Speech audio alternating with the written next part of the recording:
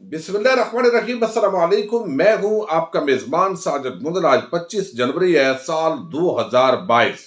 PDM का आज सरबराही इजलास हुआ है। फजल रहमान सदारती निजाम के खिलाफ फट पड़े हैं। इन हाउस तब्दीली का ख्वाब चकनाचूर हो गया है। आज के इजलास की दिलचस्प अंदरूनी कहानी पर बात करेंगे। मुजरमों से डील, कौम से गद्दारी है। वजीर आजम इमरान खान ने ये एक मरतबा फिर बड़ा खड़ा किया है। इसी से हम आज की वीडियो का आगाज करने जा रहे हैं। प्राइम मिनिस्टर इमरान खान ने अपने तर्जमानों के इजलास के अंदर इंतहाई आम जुमले बोले और उन्होंने बताया है कि आजकल अपोजिशन डील का तासर दे रही है, जबकि मुजरमों के साथ मफाहमत और डील मुल्क और वतन के साथ गद्दारी है। ये इंतहाई आम जुमला है और आपको इल्म है कि इस वक्त भी वो कहते हैं कि हुकूमत से डील लेने की कोशिश की जा रही है। यानी ये तासर दिया जाता है, मुख्तलिफ लोगों के जरिए पैगामात होते हैं कि आप ये करप्शन केसेस के मामले को छोड़ें और आगे मुल्क को लेकर चलें। ये चीजें वो कहते हैं कि जब तक मुजरमों को, कौमी चोरों को, डाकुओं को सजा नहीं होती और इनके केसेस को मंतकी अंजाम तक पहुंचाया नहीं जाता, उस वक्त तक जो है यकीनी तौर पर मैं खामोश नहीं बैठ सकता। और तहरीक इंसाफ का जो बुनियादी मकसद है वो भी एहतसाब के निजाम को कायम करना है। ये अलग बात है कि इस मुल्क का जो निजाम है वो चोरों को डील और ढील दिए हुए है, लेकिन इसके बावजूद आपको इल्म है कि माजी के अंदर डील जो है यहां पर पाकिस्तान में एस्टेब्लिशमेंट देती रही है। तो एक तरफ वजीर आजम ने जो महाज खोला है वो वादे तौर पर अपोजिशन को निशानदेही कर रहा है कि मैं आपके खिलाफ आखिर दम तक लड़ूंगा, आपकी चोरी डकैती पूरी तरह बेनकाब करूंगा, आपको सजाएं दिलवाने की कोशिश करूंगा और बाकी इस निजाम के अंदर जो हो सका आपके खिलाफ ये जंग जारी रहेगी। और कौम को ये बताया गया है कि आपने बेदार रहना है और जजेस को और अदलिया को हाथ जोड़े गए हैं कि खुदा का वास्ता है, ये जरदारी गैंग और शरीफ गैंग के चंद एक केसेस हैं, इनके फैसले कारी दो, तनख्वाहें भी लेते हो, सारे मामलात चल रहे हैं, तो ये केसेस किसी तरीके से मंतकी अंजाम को पहुंचे और मुअज़्ज़ज़ जजेस जो है इस हवाले से सोचें। तो अब दूसरा आपको इल्म है कि डील हमेशा यहां पर एस्टेब्लिशमेंट देती रही है, तो एक दूसरी इसके अंदर जो माना है वो ये निकलता है कि अगर इनको डील और ढील दी गई और उसके अंदर अगर खुदा न खास्ता किसी इदारे का किरदार हुआ तो वजीर आजम इमरान खान फिर भी अवाम को लेकर इस मर्तबा पुरअमन जमहूरी जिद्दोजहद करेगा।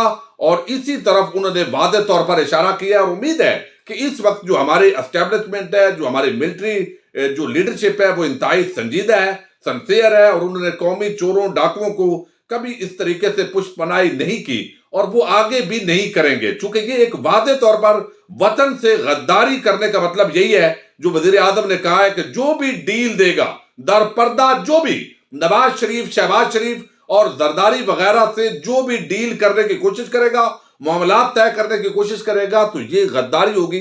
ये इंतहाई मैं समझता हूं, चूंकि बार बार इन दिनों रिपीट करके वजीर आजम इस तरह के जुमले बोल रहे हैं, तो ये एक बहुत बड़ा मैसेज है सबको, यानी अपोजिशन जमातों को भी, कारकुनान को भी और इस मुल्क के इदारों को भी। यकीनी तौर पर आवाम भी समझती है कि अब ये डील और ढील ने यहां तक मुल्क को बर्बादी के अंदर पहुंचाया है।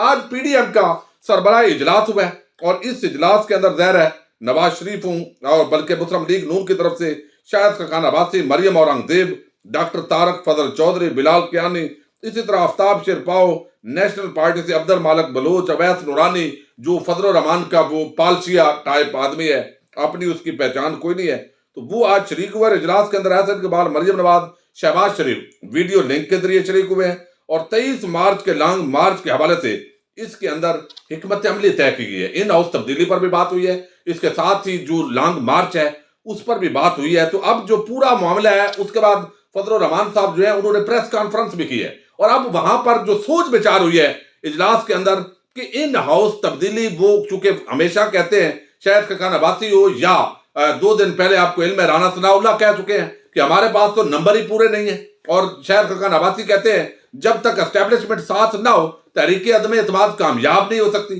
पीपल्स पार्टी कहती रही है और नून लीग हमेशा ये कहती रही है। तो अब उन्होंने कहा है कि इन हाउस तब्दीली ये हमारा नारा रहेगा, बात करते रहेंगे, लेकिन हम असेंबली के अंदर अदम एतमाद के जरिए वजीर आजम को घर नहीं भेज सकते, हमारे पास नंबर पूरे नहीं है। तो आज बाकायदा तौर पर उन्होंने इस शिकस्त को तस्लीम किया है और कि बाकी जो हम डंडोरा पीट रहे हैं और तबका मलामतिया के जो सहाफी उछल कूद करके प्रोग्राम बाकायदा कर रही हैं, कुछ खवातीन एंकर और कुछ मर्द हजरात, और इस गुब्बारे के अंदर जो कि फटा हुआ है اس کو جوڑ کر ہوا بھرنے کی کوشش کی جا رہی ہے. تو بتا دیا گیا کہ ان ہاؤس تبدیلی تو فی الحال کوئی نہیں ہو رہی. 23 مارچ کو آپ کو علم ہے پریڈ ہوتی ہے، اور اس مرتبہ بڑی شایان شان جو ہے وہ پریڈ کا شاندار قسم کا کوشش کی گئی ہے، اور اس کے اندر OIC کے جو ممالک ہیں ان کے سربراہان کو انوائٹ کیا گیا ہے. محمد بن سلمان کے حوالے سے خبر ہے وہ پاکستان آ رہے ہیں، تو بڑی عام شخصیات آئیں گی. اسی دن 23 مارچ کو اپوزیشن کو کہا گیا ہے، گزشتہ روز وزیر داخلہ کی طرف سے دہشت گردی کے خطرات ہیں، کرونا کے خطرات ہیں، اور آپ مہربانی کیجئے 2 دن آگے پیچھے کر دیجئے، چونکہ دنیا کے عام مہمان جو ہے وہ پاکستان اسلام آباد کے اندر آئے ہوں گے، راستے بلاک ہوں گے، آدھا اسلام آباد جو ہے وہ فوج انٹیلیجنس ایجنسیز کے کنٹرول میں ہوگا، اور پھر آپ کہیں گے کہ ہماری جو جمہوریت ہے وہ خطرے میں پڑ گئی ہے، تو آپ 2 دن آگے پیچھے کر لیں.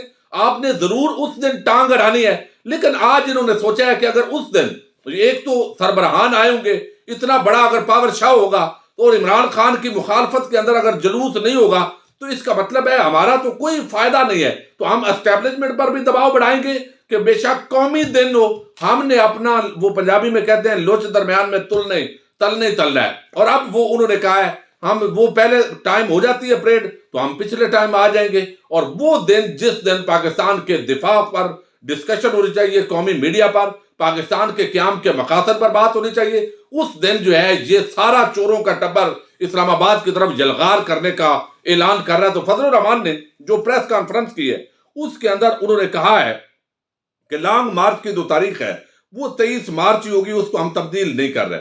اس کے ساتھ انہوں نے اسٹیٹ بینک کا ترمیمی بل جو ہے اس کو مسترد کرتے ہیں، منی بجٹ کو مسترد کر دیا ہے. ٹرانسپیرنسی انٹرنیشنل نے جو رپورٹ دی ہے انہوں نے کہا ہے کہ اس نے مصنوعی جو ایمانداری ہے حکومت کی اس کا پول کھول دیا ہے، اور ساتھ ہی انہوں نے بتایا جو سب سے زیادہ ان کے جذباتی قسم کی گفتگو تھی وہ صدارتی نظام کے حوالے سے تھی.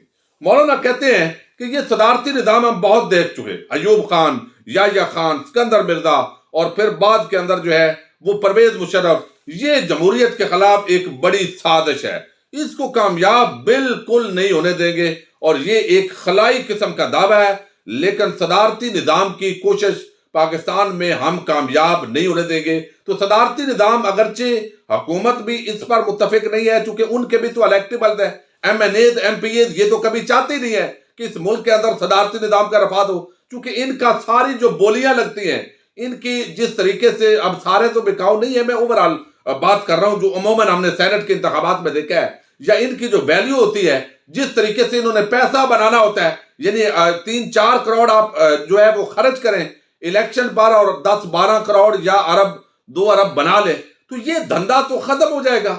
ان کو جو اختیارات دیے ہوئے ہیں، تو MNAs MPAs تو صدارتی نظام نہیں چاہیں گے. تو وزیر اعظم بھی اسی وجہ سے انہوں نے مسکرا کر آگے گزر گئے، جواب پورا نہیں دیا.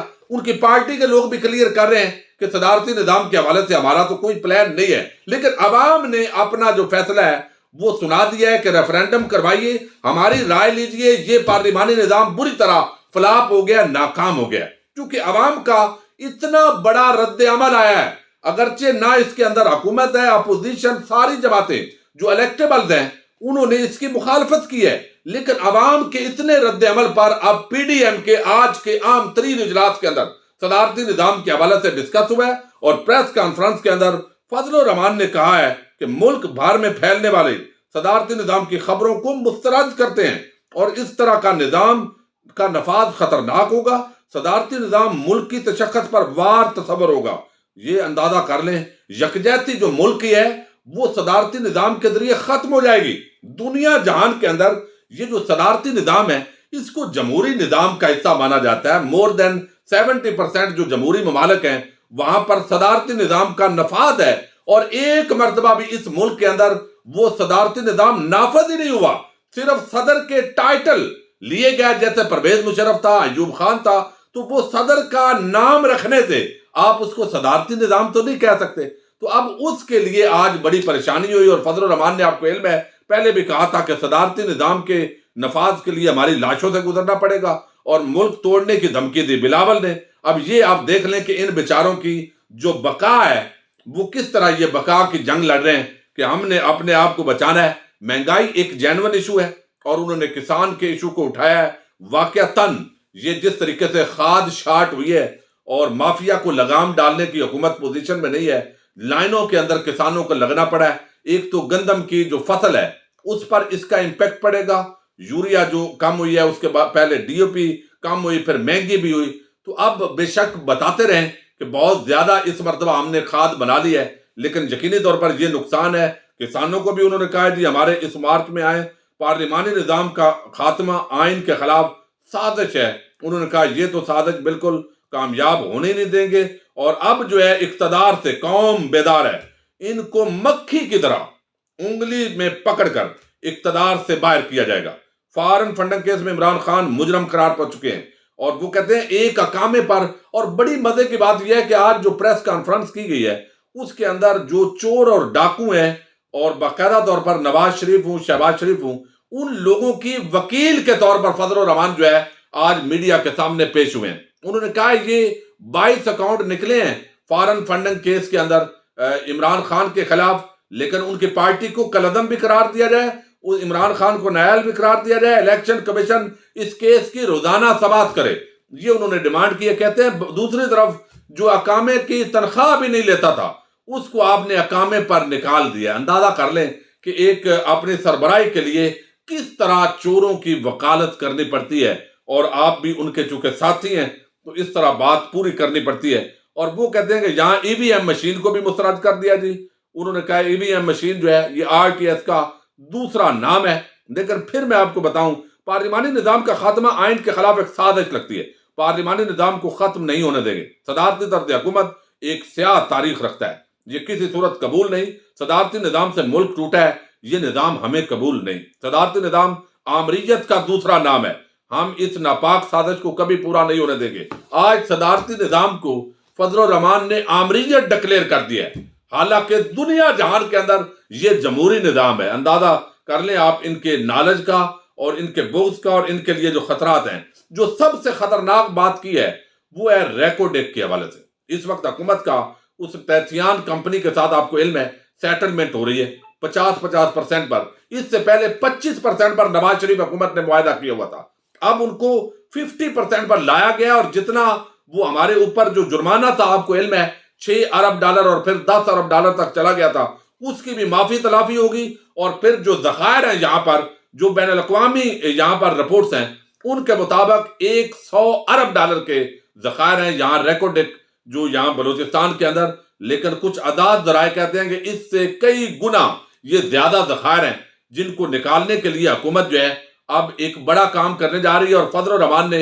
इस खास मौके पर वो कहते हैं कि इसको पब्लिक किया जाए, क्या मुआहदा किया है ये सामने लाया जाए, और ये मुआहदा हम नहीं होने देंगे। और ये जो है फिर बलूचिस्तान के और जज़ायर का मामला जो है उठाकर और फिर इस पूरे मामले को अजीब रंग देने की कोशिश की है। मैं समझता हूं ये उनको नहीं करना चाहिए था, ये बड़ी ज्यादती है, ये मुआशी हवाले से मुल्क के लिए आम मंसूबे हैं, और ये एक बहुत आम काविश थी, इसको सबूताज नहीं करना चाहिए। और बात चीजें आपको इल्म है, हमारे बाद किसी और लॉन्ग मार्च की जरूरत नहीं थी। पीपल्स पार्टी के लॉन्ग मार्च में उन्होंने बात की है, तो इन हाउस तब्दीली तहरीकी अदम एतमाद का दावा दबड़ दोस्त हो गया, ख्वाब चकनाचूर हो गए।